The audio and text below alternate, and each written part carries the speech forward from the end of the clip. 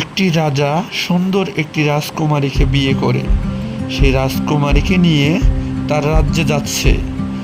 হঠাৎ পানির নিচ থেকে একটি দানব বের হয় এবং সে বলে, রাজকুমারীকে আমার খুব পছন্দ হয়েছে, আমি তাকে চাই।